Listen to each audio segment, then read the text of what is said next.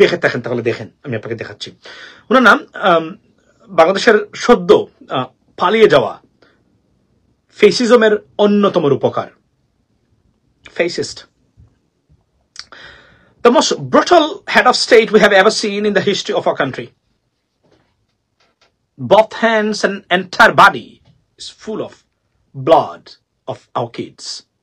শেখ হাসিনা উনি অনেক বক্তব্য শুনেছেন আপনারা।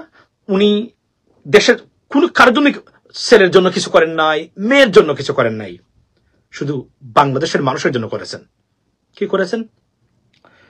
খুন করেছেন, গুম করেছেন, আয়নাঘর বানিয়েছেন, লুট করেছেন ব্যাংক, আপন ব্যাংক, তার পরিবারের মানুষ দিয়ে, তার কাছের মানুষ দিয়ে। ব্যাংকিং খাতকে করেছেন বিপর্যস্ত। রিজার্ভ চুরিতেও তার পরিবারের মানুষের হাত আছে বলে ওয়াইডলি বিলিভড বা সুস্পষ্টভাবে বা ব্যাপকভাবে বিশ্বাস করা হয়। শেখ হাসিনা যিনি 10টা কথা বললে 9টাই মিথ্যা ছিল, মিথ্যা প্রমাণিত হয়েছে প্রতি ক্ষেত্রে। ফ্যাক্ট চেকের মাধ্যমে প্রমাণ হয়েছে তার জীবনে দেওয়া কোন স্ট্যাটিস্টিক্স সত্য ছিল না। এই জীবনে কখনো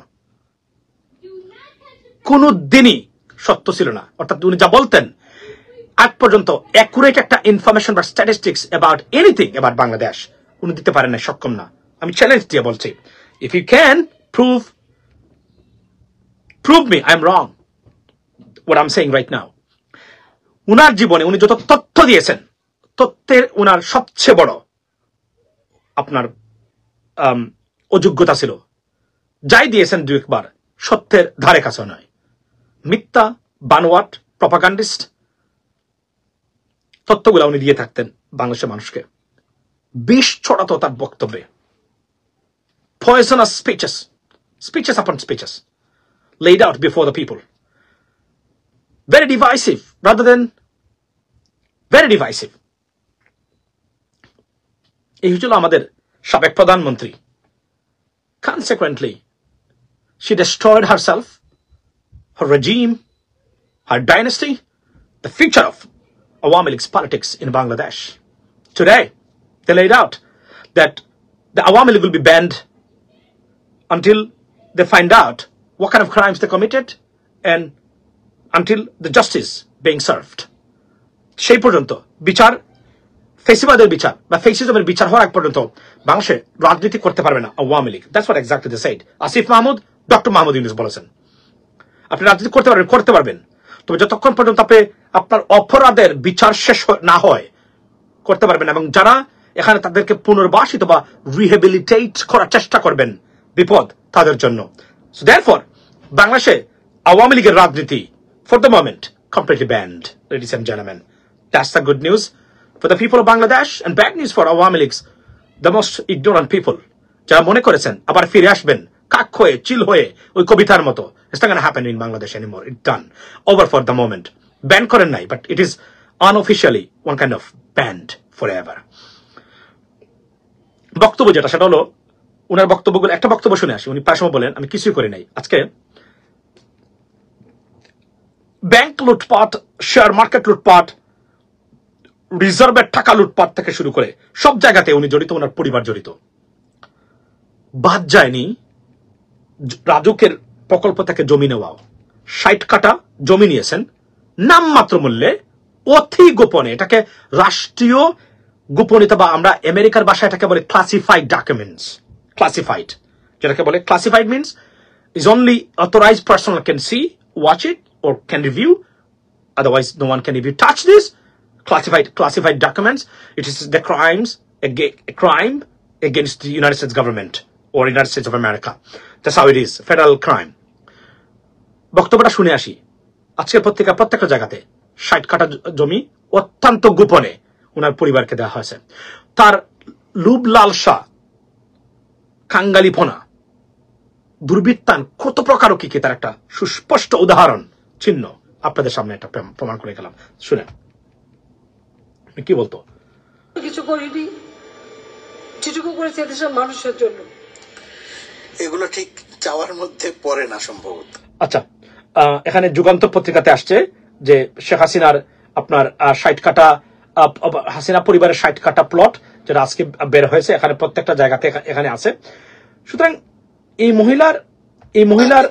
মহিলার মিথ্যাচার কাকে বলে, কত প্রকার কি আপনারা সেটা দেখলেন। আনপ্রেসিডেন্টেড, নজিরবিহীন ঘটনা। একটা রাষ্ট্রপ্রধান প্রতি মুহূর্তে 20 ছড়াতো তার বক্তব্যে মিথ্যা বলতো, একটা দুর্ভাগ্যবান একটা জাতি হতেই পারে না। আল্লাহর কাছে আপনারা শুকরিয়া আদায় করেন, নতুন প্রজন্ম সবাই মিলে এই ফেসিস্ট মিথ্যাবাদী খুনি থেকে বাংলাদেশের মানুষ মুক্তি পেয়েছে। এবং উনি যে মিথ্যা বলতো এবং কত প্রকার লুভ লালসা এবং লুটপাটের অংশগ্রহণ ছিল, সুস্পষ্ট উদাহরণ এলো, এটা বেড়েছে। আর অনেকগুলা বিষয় বের হবে, কারণ যা যা করেছেন রেকর্ড তো কোনো না কোনো জায়গাতে আছে, অনেক জায়গাতে তারা রেকর্ড রাখে নাই। ফর এক্সাম্পল, আপনারা জানেন পণ্য আমদানি এবং রপ্তানিতে ডকুমেন্টস তারা সিজ করে নাই করে ফেলছে, অর্থাৎ এখানে আপনি দেখতে পারবেন না কত টাকা এখানে গেছে, কত টাকা এখানে আসছে, কত টাকার মাল এখানে আসার কথা, সেটা তারা একদম ইনস্টিটিউশনালি গায়েব করে ফেলছে। অবশেষে জানা গেল যে সাবেক প্রধানমন্ত্রী শেখ হাসিনা কোথায় যাচ্ছেন বা কোথায় অবস্থান করবেন। আজকে বিবিসি নিউজ বা ব্রিটিশ ব্রডকাস্টিং কর্পোরেশন, যাকে সংক্ষেপে বিবিসি বলি আমরা, ব্রিটেনের, তারা একটি রিপোর্ট করেছে। এই রিপোর্টে তারা কনফার্ম করেছেন তারা যে শেখ হাসিনার ভবিষ্যতের গন্তব্য, ডেস্টিনেশন এবং কোথায় হবে, কখন, কোথায়, কিভাবে হবে, তার একটা ইঙ্গিত বা আপনার একটা চিত্র তারা পোর্ট্রে করেছেন সেই রিপোর্টে। আজকে 23rd of September 2024 আজকে রিপোর্ট।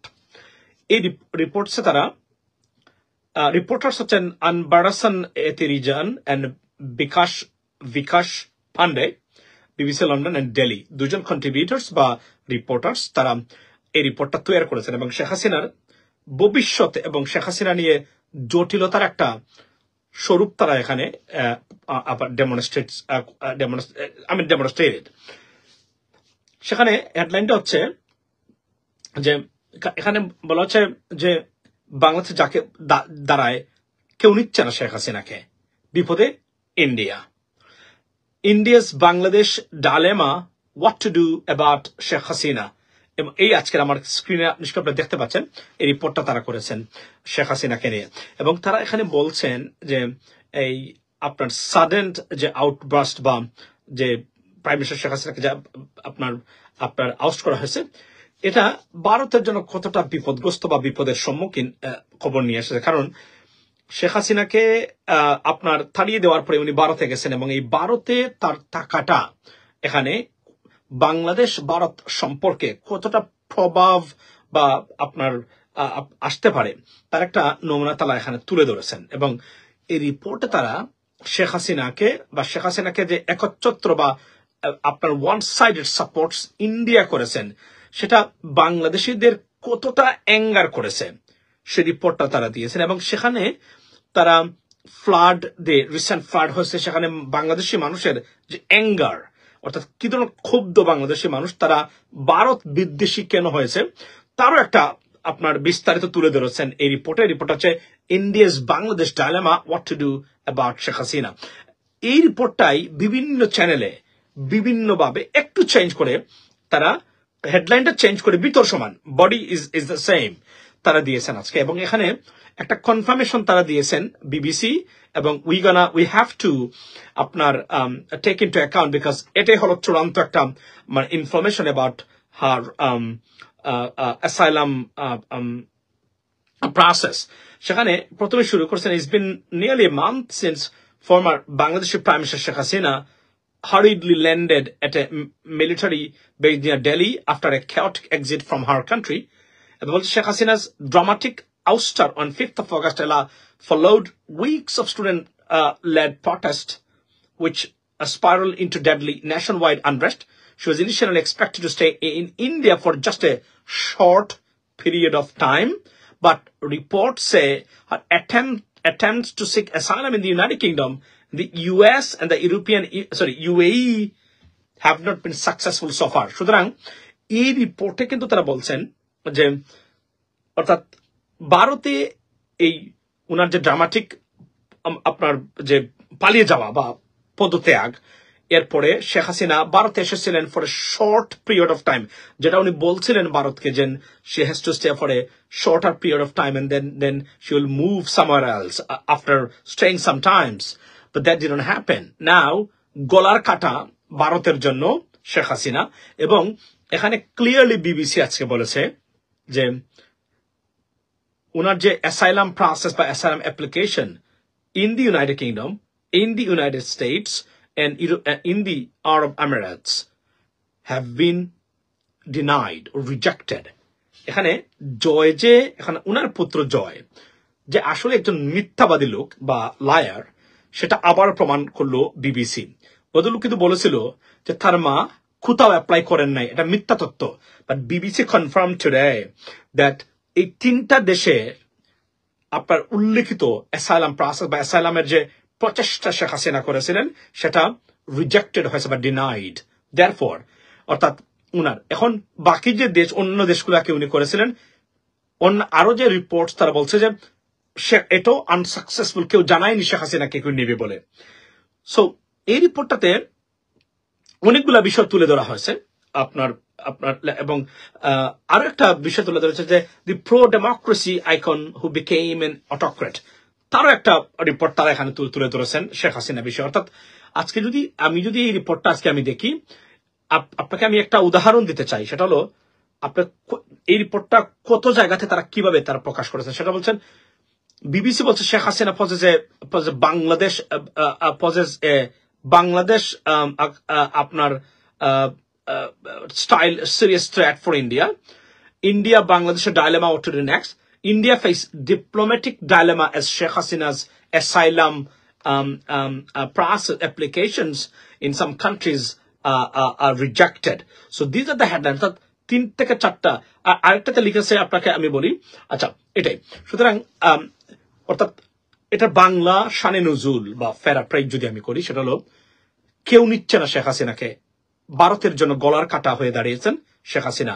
বিবিসির এই রিপোর্টটা আছে এবং এখানে আপনার এবং এই শেখ হাসিনার ভারতে অবস্থান কতটা বিপজ্জনক হতে পারে ভারতের ন্যাশনাল সিকিউরিটি বা জাতীয় নিরাপত্তার জন্য, সেটাও তারা এখানে বলেছেন। কারণ এখানে 7 সিস্টার্স এর কথা, 4000 kilometre border that we share with India, এটাও এখানে বলা হয়েছে। সুতরাং যদি বাংলাদেশ চায় অনেক ধরনের মানে থ্রেট পোজ করতে পারে ইন্ডিয়ার জন্য, সেটা নিয়ে তারা ভাবছেন বর্তমানে।